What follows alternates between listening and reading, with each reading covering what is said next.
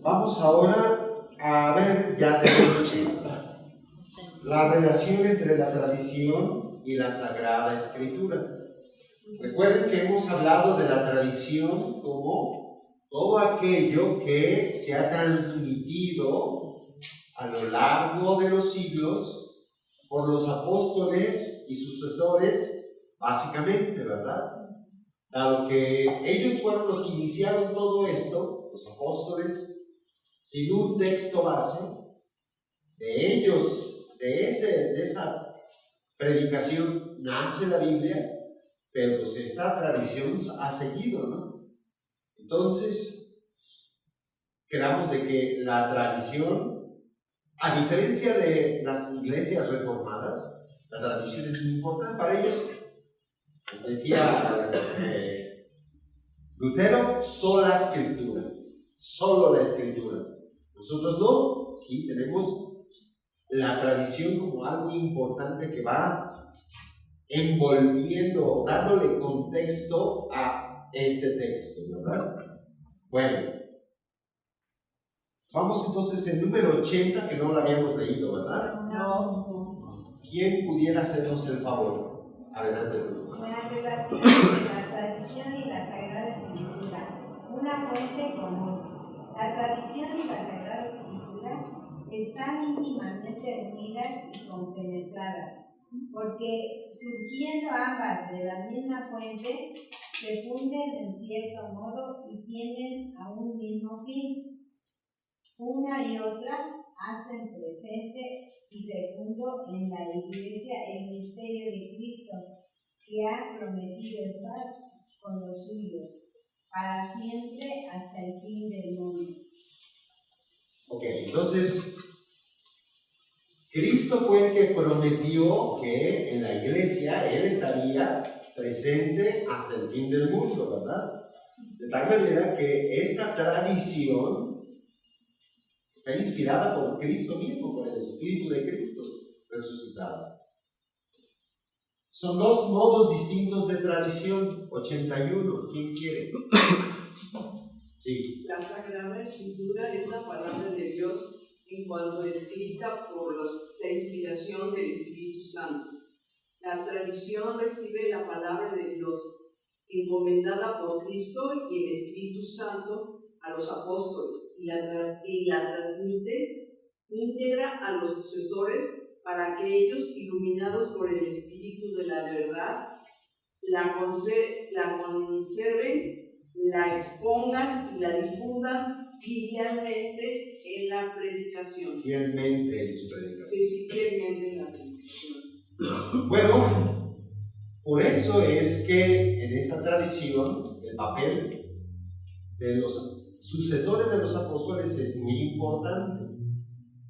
A diferencia de otras iglesias que como no necesitan de la tradición, sino solo la Sagrada Escritura, ambos pueden formar una iglesia ellos solitos, ¿verdad? Las iglesias protestantes, por eso son tan múltiples, ¿verdad? Son miles de denominaciones de protestantes. Evangelistas, bautistas, pentecostales,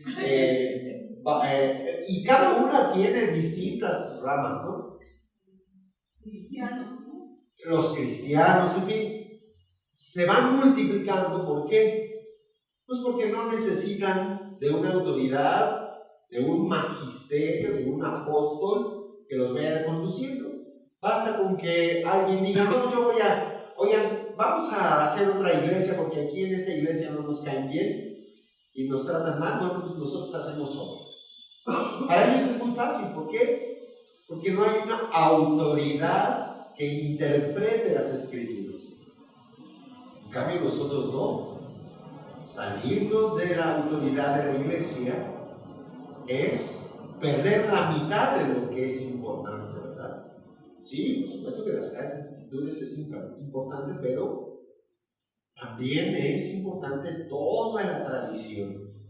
De hecho, los luteranos, que son los primeros separados de la iglesia en el concilio de Trento en aquella época, han ido reconociendo con el tiempo la importancia de la tradición y han regresado a esa tradición y la citan y la estudian, ¿no? Bueno, ¿seguimos? ¿Alguien más? Kika, por favor, tú. 82. De ahí resulta que la iglesia, a la cual está confinada la transmisión y la interpretación de la revolución, no saca exclusivamente de la escritura la certeza de todo lo revelado, y así las dos se han de recibir y respetar con el mismo espíritu de devoción. Ok, entonces nosotros recibimos de ambos con el mismo espíritu de devoción la revelación. Tenemos los dos elementos. Nos vamos a saltar lo de tradición apostólica y tradiciones eclesiales. Eso más adelante hablaremos un poco de eso. Vámonos a la interpretación del depósito de la fe. Número 84. Por favor. El depósito de la fe contenido en la Sagrada Tradición y en la Sagrada Escritura fue confiado por los apóstoles al conjunto de la Iglesia, fiel a dicho depósito, todo el pueblo santo, unido a sus pastores, persevera constantemente en su doctrina de los apóstoles y en la comunión, en la oración del pan y en las oraciones, de modo que se cree una particular concordia entre pastores y fieles en conservar, practicar y profesar la fe recibida. Ok, entonces hay un depósito de la fe, es decir, un contenido de toda la tradición y de la Sagrada Escritura confiado a los apóstoles y al conjunto de la Iglesia. Todos en realidad formamos parte de esa interpretación, de ese mensaje de Jesús. Todos, no solamente los apóstoles, pero nosotros, unidos a los apóstoles, también somos parte de ese depósito, de tal manera que decía una santa italiana, si algún día por alguna razón se perdieran todas las Biblias del mundo, están los cristianos para volver a transmitir el mensaje de Jesús. Entonces el conjunto de toda la iglesia actúa como depositaria de esa fe. Seguimos. El magisterio de la iglesia, un punto importante. ¿Quién más? El oficio de interpretar auténticamente la palabra de Dios, oral o escrita, ha sido encomendado solo al magisterio vivo de la iglesia, el cual ejercita el nombre de Jesucristo, es decir, a los obispos en comunión con el sucesor de Pedro, el obispo de Roma. Bueno, entonces, dentro de la iglesia, los obispos en comunión con el Papa, o el Papa en comunión con los obispos, ejercen este ministerio, este servicio del magisterio de enseñar, especialmente en los concilios, y muy especialmente en los concilios ecuménicos. Es decir, concilio significa consejo, es cuando se reúnen en consejo los obispos. Puede haber concilios locales y puede haber concilios ecuménicos.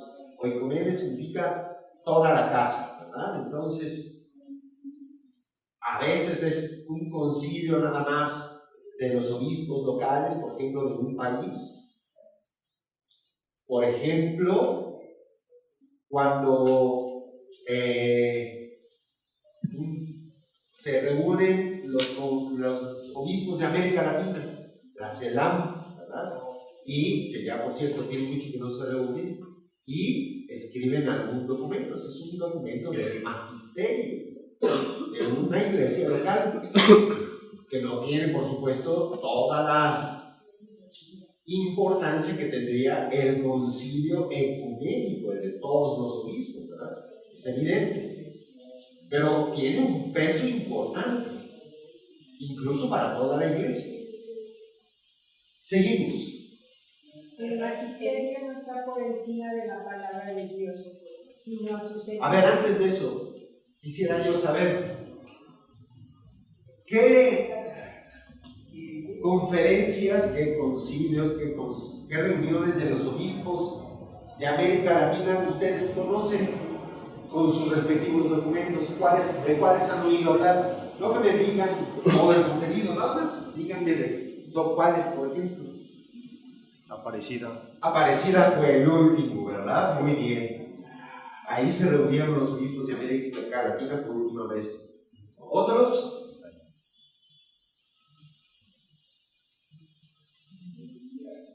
Ya tiene tiempo, por eso es que quizás no se acuerdan.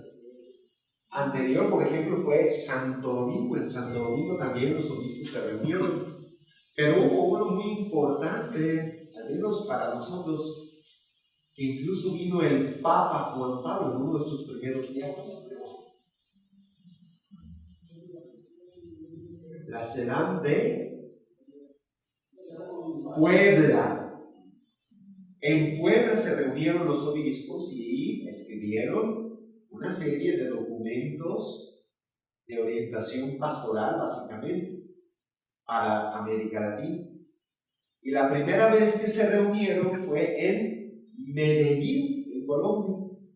Entonces ahí tienen distintos momentos en los que los obispos han escrito documentos. Yo no sé si ustedes por alguna razón los han llegado a tener en sus manos, pero incluso a veces en el catecismo se llegan a citar esos documentos. También otras conferencias lo han hecho en África, en Asia, en Europa. Los que a nosotros más nos interesan son los de América Latina, ¿verdad? Bueno, ¿Cuál fue el que dijo en Puebla? la conferencia episcopal reunida en Puebla fue la segunda conferencia del episcopado latinoamericano. Segunda conferencia. Esto que ustedes nos están diciendo, nada más a los puros obispos. Puros obispos, se reunieron puros obispos de América Latina. Sí. Bueno, por el Papa, por ejemplo, en Aparecida fue el Papa Benedicto. En Medellín fue el Papa Pablo VI. En Santo Domingo no me acuerdo si fue alguno de los papas, yo supongo que sí, pero ya no me acuerdo, la verdad. Bueno, seguimos ahora sí, 86.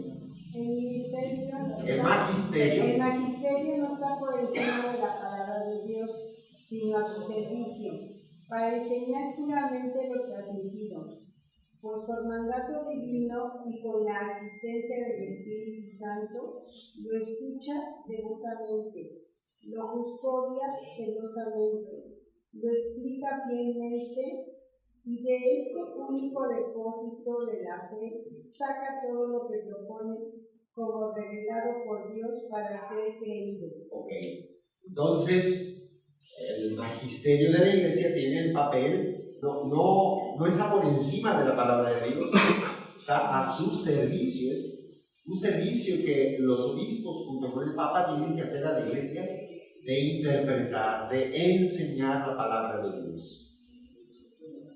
Seguimos, número 87. Ánimo. Los fieles, recordando la palabra de Cristo a sus apóstoles, el que a vosotros escucha a mí, me escucha.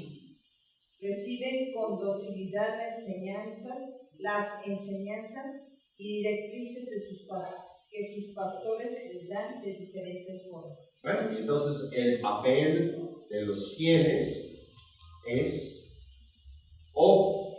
audire, obedecer.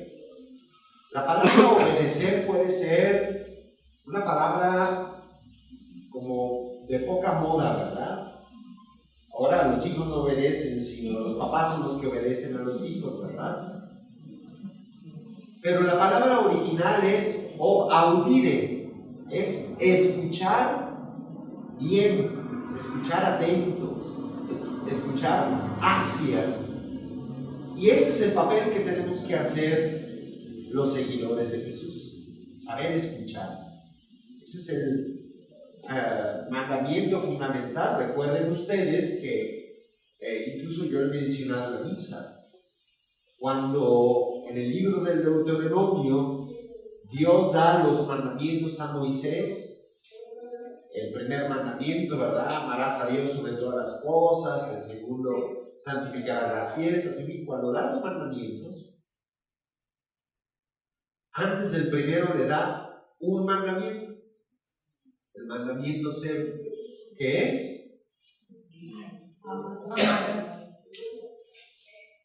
el mandamiento cero que da Dios a Moisés y a todo el pueblo.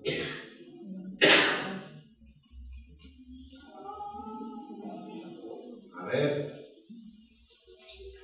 ¿cuál es el mandamiento cero? Antes de amarás a Dios sobre todas las cosas, santificar las fiestas, no jurarás el nombre de Dios en vano, no matarás, no robarás. Antes de todos esos hay uno. Amarás a tu hermano. Shema Israel, escucha Israel. El Señor es nuestro Dios, el Señor es único. Amarás a Dios sobre todas las cosas, y ahí se sigue el hilo, ¿verdad? Pero el número cero es escucha. No puede haber obediencia si no hay escucha, comprensión, atención a lo que nos está diciendo Dios. Y esto es a veces lo que pasa con muchos de nosotros. Nos imaginamos lo que Dios nos quiere decir, pero no necesariamente lo escuchamos. Podríamos hacer un ejercicio muy interesante. ¿Podrían ustedes escribir la parábola del buen samaritano? A ver, ¿por dónde empezamos? ¿Quién me dice la parábola del buen samaritano? Es una parábola fundamental y no es tan compleja, ¿verdad? ¿Qué dice? Primero los sacerdotes dio al que había sido aceptado, y como tenía que hacer una misa, no le hizo caso. Después pasó algo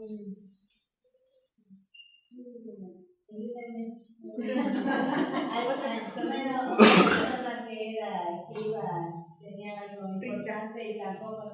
Después pasó un samaritano, entonces se bajó del caballo y vendó las heridas y se lo llevó a un lugar donde le vendó las heridas. ¿Cómo lo curó? Con aceite y vendas. Ajá, con aceite. Ok. Se lo curó con amor. Pues el aceite era una medicina. Recuerden ustedes que los aceites en el Antiguo Testamento y en las épocas de Jesús se utilizaban para curar. Todavía hasta la fecha lo hacemos con los ungüentos, ¿verdad? Pues un queso, un ungüento, pues es algo grasoso, más que el aceite ya está procesado y está pastoso, pero es a fin de cuentas lo mismo. Ok, y luego Ya se lo llevó a un lugar donde tuvieran cuidado, y le dio le dio un dinero al hospedaje, y le dijo que si le faltaba cuando regresara él, le iba a dar la remota. ok, fíjense, una parábola tan importante y tan elemental, y muchas veces no sé cuál es. ¿Por qué? Pues quizá porque nos ha faltado la escucha. ¿La hemos oído? Sí. ¿La hemos escuchado? Quizá no. No le hemos dado la importancia. Oímos, pero no escuchamos. Exactamente, ese es el problema que tenemos muchas veces con la Sagrada Escritura. Sí, lo de Moisés. Sí, lo de Noé, pero luego pues nos ponemos a inventar, ¿verdad? Entonces, es importante que un cristiano sepa leer atentamente, escuchar. Bueno, ¿en dónde nos quedamos? En Salmo 88, ¿verdad? Sí. Los dogmas de la fe. A ver, vamos a ver los dogmas de la fe. El magisterio de la Iglesia ejerce plenamente la autoridad que tiene de Cristo cuando define dogmas, es decir, cuando propone de una forma que obliga al pueblo cristiano a una adhesión irrevocable de fe. Verdades contenidas en la revelación divina o verdades que tienen con estas un vínculo necesario. Los dogmas de fe, los famosos dogmas de fe. Efectivamente, al magisterio le toca elaborar esto que llamamos dogmas de fe, que son verdades que, como dice aquí, obligan al pueblo cristiano a una adhesión irrevocable de fe. Por ejemplo, ¿cuál es el dogma fundamental de todo cristiano? Sin el cual todo lo demás se viene abajo. ¿Cuál es el dogma más importante de todos? El fundamental. Quizá no el más importante, pero el más fundamental. ¿Sería la fe? El dogma más importante. La resurrección. Es el dogma más importante. Sin la resurrección, todo es una tomada de pelo, y no lo digo yo, lo dice San Pablo.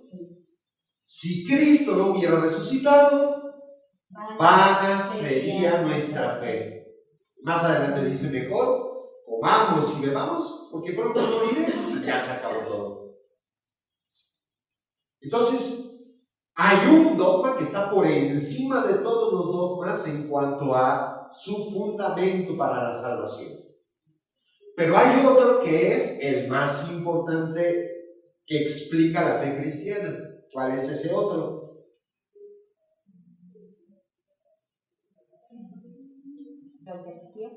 No. No. La resurrección. Ya lo dijimos. ¿Cuál es el otro dogma que junto con la resurrección, verdad? O sea, no puedes ser cristiano y no creer en eso. No.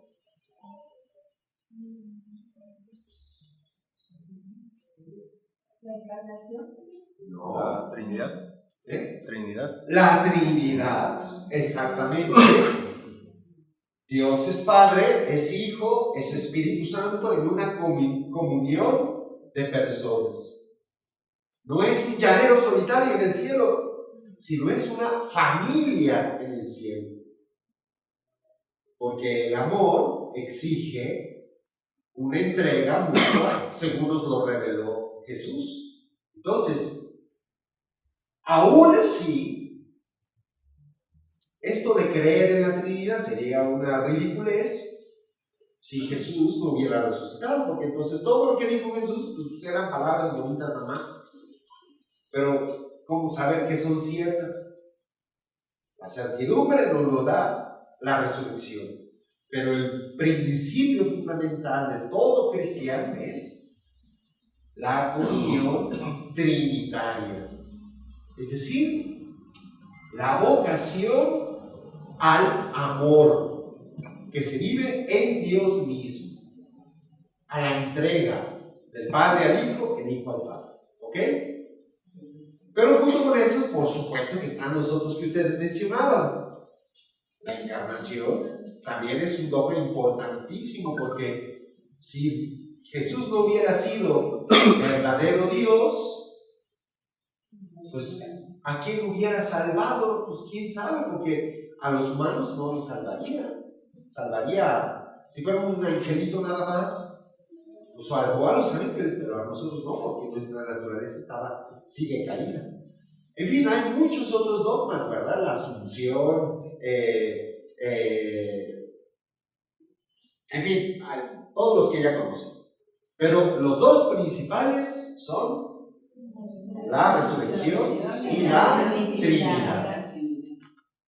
No puedes ser cristiano si no crees en estas dos cosas. Bueno.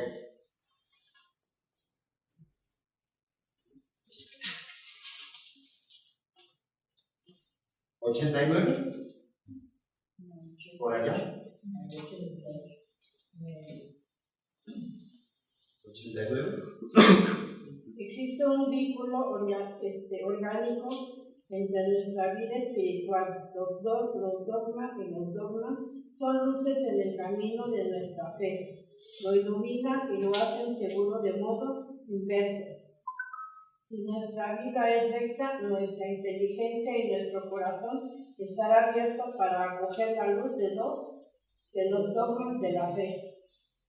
Entonces, la vida espiritual de un cristiano y los dogmas están íntimamente relacionados. Unos los llevan a los otros. El dogma de la Trinidad, por ejemplo, nos conduce a todos nosotros a descubrir que ¿de qué manera se aplica en nuestra vida? ¿De qué manera se aplica a nuestra vida el que Dios sea trinitario?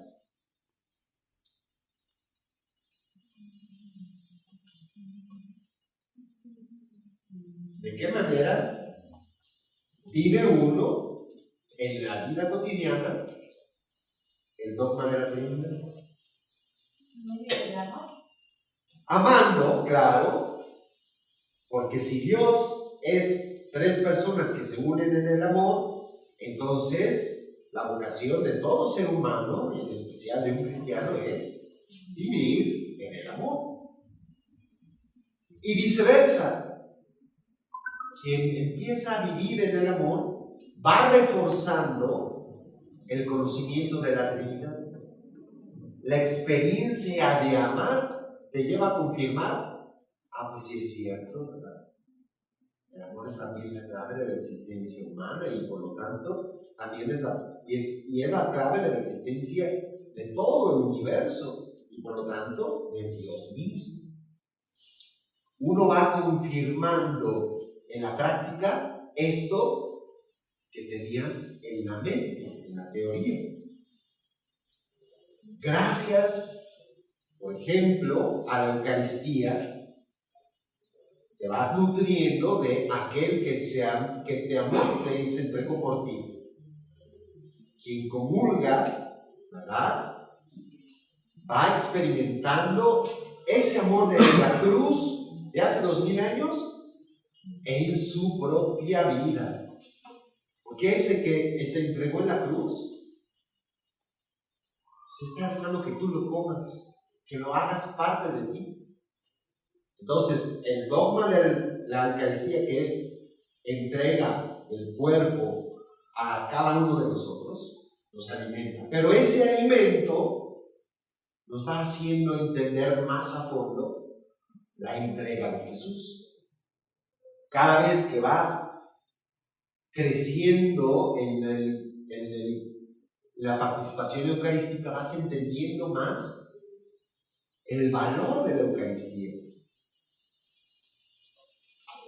A mí me ha pasado, por supuesto, ¿verdad? Una de mis grandes crisis de fe en la universidad fue, ¿cómo eso es Dios? Si Dios es todopoderoso, es infinito, es eterno, ¿cómo puede ser eso Dios? Y esa fue una de mis grandes crisis de fe. Pero después, conforme vas comulgando, conforme vas asimilándolo en tu vida, te vas dando cuenta de, es que Dios no es, la grandeza de Dios no es en tamaño, es en profundidad. Es que la grandeza de Dios no está en ser todopoderoso, sino en entregarse a ti. Eso es lo grandioso de Dios. Y así vas con la Eucaristía creciendo espiritualmente. Entonces, hay estos dos complementos, ¿verdad? La Eucaristía me nutre y yo entiendo la Eucaristía. Como dice, cuando inteligencia y se va abriendo el corazón para el amor. Exactamente. Y así todos los dogmas. Bueno, hasta aquí, dudas, aclaraciones, reclamos, nada. Ok. Seguimos, por favor. Los vínculos mutuos y la coherencia de los dogmas pueden ser hallados en el conjunto de la revelación del misterio de Cristo. Conviene recordar que existe un orden o jerarquía de las verdades de la doctrina católica, puesto que es diversa su conexión con el fundamento de la fe cristiana. Otro dato importante sobre los dogmas, que es justo lo que yo acabo de decir. Hay una jerarquía en los dogmas. A ver, acabo de decir que hay uno que es el principal, del que parte todo, ¿verdad? ¿Qué es? No. El primero, ¿cuál quedamos que es? Dogma, no mandato del Señor. La resurrección. Anótalo bien porque lo anotaste mal. No es la encarnación. Es la resurrección, el dogma original de donde nace. Si Cristo no hubiera resucitado, vana es nuestra fe, dice San Pablo. Hay una jerarquía de valores, ese es el principal de todos, por el que comienza todo. Y luego el otro de la Trinidad. Y hay otros dogmas que son menos importantes. Esto no quiere decir que no sirvan, ¿verdad? Pero hay otros dogmas menos importantes. Como por ejemplo, la Asunción de María. Sí, es un dogma de fe que estamos invitados todos a creer. Pero por ejemplo, los ortodoxos, con todo lo marianos que son los ortodoxos, son mucho más marianos que nosotros. Ellos no lo tienen como dogma de fe, la Asunción de María. Fue un dogma proclamado a mediados del siglo pasado por el Papa, que ya estábamos separados de los ortodoxos. Entonces, hay unos que son más importantes, hay otros que son menos importantes. ¿Me explico? Sí. Bueno. El sentido sobrenatural de la fe, número 91. Todos los fieles tienen parte en la comprensión y la transmisión de la verdad revelada. Han recibido la unción del Espíritu Santo que los instruye y los conduce a la verdad completa. Entonces, a ver, no es responsabilidad solo de los obispos entender la fe, es responsabilidad de todos nosotros. Esto que están ustedes haciendo es responder a esa responsabilidad, a esa inquietud de comprender mejor la fe, de entender que sí hay unos dogmas más importantes que otros. Sí, los obispos, junto con el Papa, también son palabra de Dios, es la revelación también, porque forman la tradición de la Iglesia. Todo esto son cosas que todos nosotros tenemos que ir comprendiendo más y más. El Espíritu de la verdad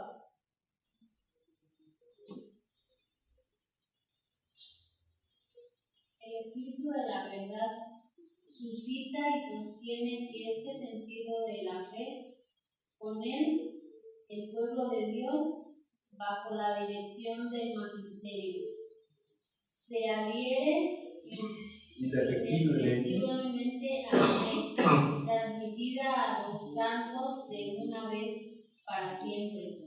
La profundiza con un juicio recto y la aplica cada día más plenamente en la vida. Ok, entonces no es más que repetir como quien dice, ¿verdad? Esto lo tenemos que aplicar en nuestra vida. Esta fe que vamos profundizando nos va a ayudar a tener una vida cristiana más plena, más completa. Y no andar, por ejemplo, en los caminos del miedo. Caminos que muchos cristianos todavía tienen. ¿Por qué? Pues porque no conocen bien esta revelación. Y hablan de la muerte y les da un pavor, ¿verdad? Un buen cristiano, ¿no? Tiene que entender e interiorizar que la muerte es la puerta de entrada a la gran fiesta del cielo. Claro, muchos de nosotros decimos, creo en la resurrección de los muertos y la vida del futuro, pero lo decimos casi que de miedo, ¿verdad? Bueno, sí lo creo, pero no hablemos de eso, ¿no? Pero sí es parte esencial del misterio de revelación de Cristo. Me voy para prepararles un lugar. Y todo el tiempo hablaba de la gran fiesta del cielo. Entonces, claro, hay que irlo asimilando y no actuar con el miedo de la ignorancia. Bueno, el crecimiento en la inteligencia de la fe, y con eso terminamos. Gracias a la inteligencia del Espíritu Santo. Asistencia. Gracias a la asistencia del Espíritu Santo, la inteligencia, tanto de las realidades como de las palabras del depósito de la fe, puede crecer en la vida de la Iglesia. Cuando los fieles las contemplan y estudian, repasándolas en su corazón, es en particular la investigación teológica la que debe profundizar en el conocimiento de la verdad revelada. Cuando los fieles comprenden internamente los misterios que viven, Sálvate hasta los españoles. Está en latín, entonces, ¿no? La comprensión de las palabras divinas crece con su reiterada lectura. Ok. Entonces, una vez más, hay un crecimiento de la inteligencia. El catecismo nos dice que nuestro conocimiento de Dios va creciendo conforme reflexionamos estas verdades de fe. Nos vamos haciendo cristianos más adultos. En el Nuevo Testamento, San Pablo le daba a Timoteo, a Tito, no me acuerdo a quién de los dos, instrucciones de a quién asignar como obispos y presbíteros. Y decía, no asignes de presbíteros o obispos a los recién conversos, por muy fervorosos y entusiastas, tranquilo, tienen todavía que crecer en la fe. No está mal ser fervoroso, ¿verdad? Pero hay que hacer un proceso de ir entendiendo la palabra de Dios. A veces esto les pasa mucho a los protestantes, que a los recién conversos los agarran de predicadores de la palabra, están entusiasmadísimos, ¿verdad? Están dispuestos a irse al metro y ahí gritar, ¿verdad? Pero la Iglesia, al menos los católicos, hemos entendido que es mejor ir madurando la fe. Desde el principio tenemos que predicar, sí, pero al nivel, digamos, que nos toca, ¿verdad? Todos comprendemos lo elemental de la fe. Dios es amor, o sea, todo esto del querigma, ¿verdad? Dios es amor, el pecado nos separa de Dios, que son, por cierto, dogmas, ¿verdad? Jesús vino a perdonar los pecados a través de su resurrección, nos dio el Espíritu Santo para construir la iglesia, en fin, este querigma, pues todos lo podemos transmitir con relativa facilidad. Claro, ya ponerse a estudiar el catecismo de la Iglesia Católica puede ser más desafiante para muchos de nosotros, ¿verdad? Pero es necesario ir Danos la oportunidad de pensar, de crecer en esa fe. Bueno, con eso vamos a terminar este capítulo. Y, ya me cansé ahora sí. Lo de la Sagrada Escritura lo vemos el próximo miércoles. Ustedes disculpen que terminemos antes. Nos quedamos en la Sagrada Escritura. Sí, en el número 101. Ya vamos a empezar en el 101, que es la última parte de lo que es Dios habla. La palabra de Dios que se dirige a los hombres para ayudarnos a entender nuestras vidas. Luego entraremos al largo capítulo de ¿y qué creemos? El credo, ¿verdad? Es la siguiente parte. Dios habla, los seres humanos respondemos con una fe, con una adhesión a unas verdades. Pero eso, pues entonces ya será la próxima. ¿Sí?